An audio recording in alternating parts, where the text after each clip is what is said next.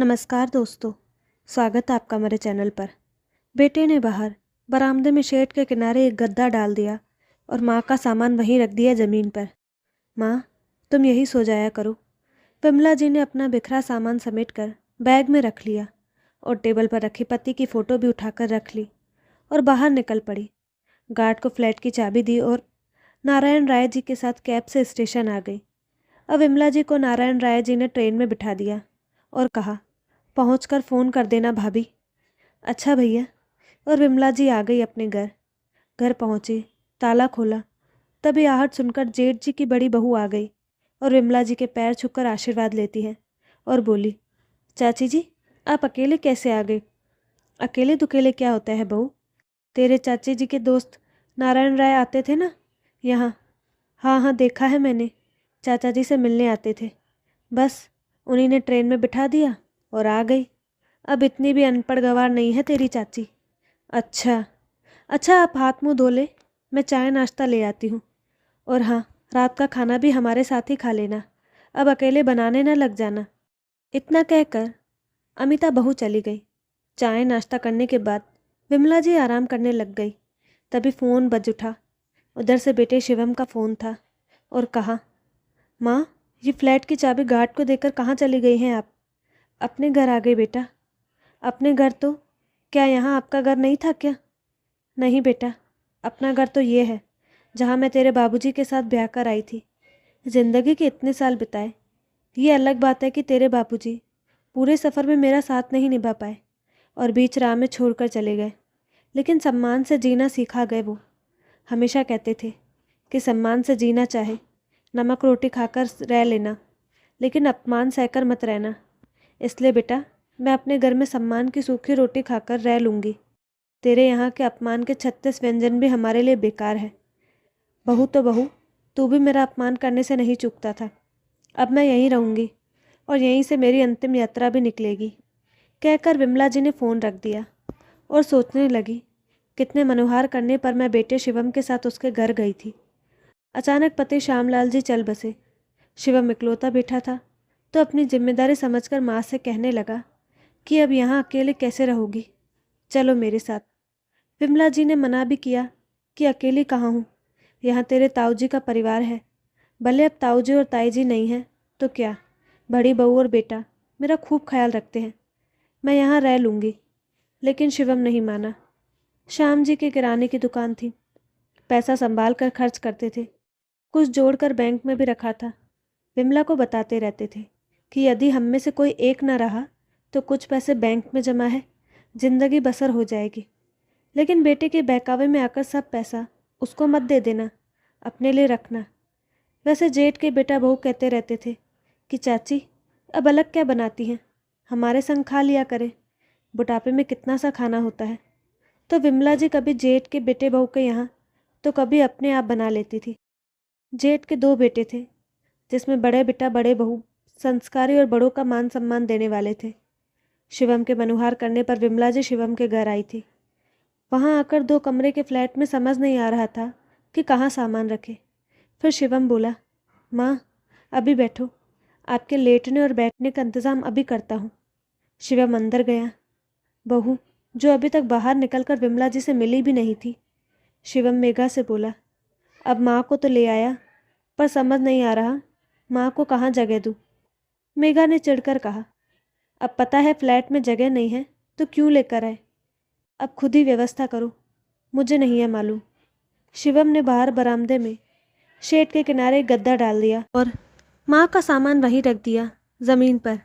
माँ तुम यहीं सो जाना, कहकर शिवम कमरे में चला गया। दूसरे दिन सुबह जब मेघा सोकर उठी तो देखा माँ जी अंदर सोफे पर सिकुड़ी हुई थी। मेघा ने शिवम को आवाज़ लगाई, ये देखो तुम्हारी माँ सोफे पर सो रही है, सारा सोफ़ा खराब हो जाएगा। सोफ़ा कोई सोने की जगह है क्या? माँ माँ, सोफे पर क्यों सो रही हो? वो बेटा वहाँ मच्छर बहुत लग रहे थे और बारिश भी आ गई थी तो छींटे पड़ रहे थे, कपड़े गीले हो रहे थे, इसलिए यहाँ आ गई थी। अच्छा माँ, मैं आपके लिए आज एक फोल्डिंग पलंग ले आऊँगा और मच्छर का भी कुछ इंतज़ाम कर दूँगा।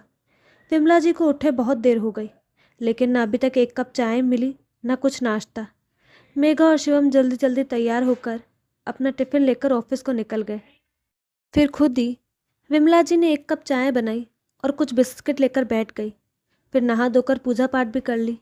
दोपहर हो गई, भूख लगने लगी, लेकिन खाने को कुछ नहीं था, तो 2 पराठे सेके और अचार के साथ खा लिया।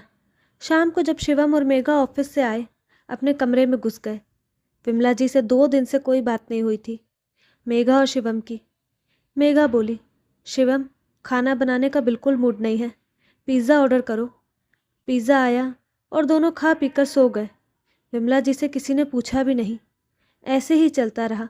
कभी शाम को खाना बनता तो 2 रोटी रखी रहती, कभी सब्जी है तो कभी नहीं है।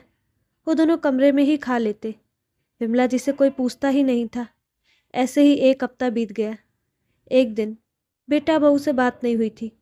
आज संडे था तो दोनों तैयार होकर बाहर जा रहे थे, तो विमला जी ने पूछ लिया, बेटा कहीं जा रहे हो क्या? हाँ माँ, आज छुट्टी है तो सारा दिन घूमने का प्लान है। मूवी देखेंगे, शॉपिंग करेंगे, फिर बाहर ही खाना खाकर लौटेंगे। और मेरे खाने का क्या होगा? आप अपने लिए कुछ बना लेना और घर की साफ सफाई कर देना, मेघा बोली, और रसोई भी ठीक ठाक कर देना। बेटा 1 हफ्ता हो गया है, एक दिन भी ढंग से खाना नहीं मिला। कभी 2 सूखी रोटी पड़ी है, ना दाल है, ना सब्जी, ना कुछ नाश्ता। आप बना लो ना, अपना क्या, किसी ने रोका है क्या? अब मैं अपने लिए अलग से कुछ बनाऊं? जो खाना बनता है मेघा बनाती है, उसी में थोड़ा मेरा भी बना लिया करे। अब मेघा को ऑफिस जाना होता है माँ, उसके पास इतना समय कहाँ है? हाँ बेटा, सही कह रहे हो, मेरे लिए 2 रोटी बनाने को कहाँ समय है। इस तरह बेटा बहू की बेरुखी देखकर विमला जी को बहुत दुख हुआ। इस तरह अपमान सहकर रहने से क्या फ़ायदा? इससे तो अपना छोटा सा घर ही अच्छा था। भले ही अपने पेट से मैंने जेठ के बेटे को जन्म नहीं दिया था, लेकिन बेटा और बहू मेरा कितना ख्याल रखते थे। ज़्यादा नहीं था, लेकिन सम्मान से 2 रोटी तो खा रहे थे। भले ही पति ने बहुत पैसे नहीं छोड़े, लेकिन जो था उससे गुजारा हो जाता। यहाँ आकर विमला जी अपने को बहुत अपमानित महसूस कर रही थी। लेटी थी अपने बिस्तर पर, तभी नारायण राय जी का फ़ोन आया, जो श्यामराव जी के बड़े अच्छे मित्र थे। पूछने लगे, अरे भाभी जी, आप कहाँ हैं? घर गया था, मैं तो पता लगा आप बेटे के पास आई हैं। हाँ भैया, अभी 20 दिन हुए हैं यहाँ आए हुए। शिवम ले आया था। अब तो मेरा दोस्त नहीं है, तो आपको अकेले न रहकर बेटे के साथ ही रहना चाहिए, नारायण राय जी बोले। नारायण का बेटा भी दिल्ली में कहीं नौकरी करता था, तो वहाँ आना जाना होता रहता था, और शिवम भी दिल्ली में ही था। फिर विमला जी ने सोचा, क्यों ना नारायण जी से कुछ मदद ली जाए, और वो बोली, नारायण भाई, कुछ काम है आपसे।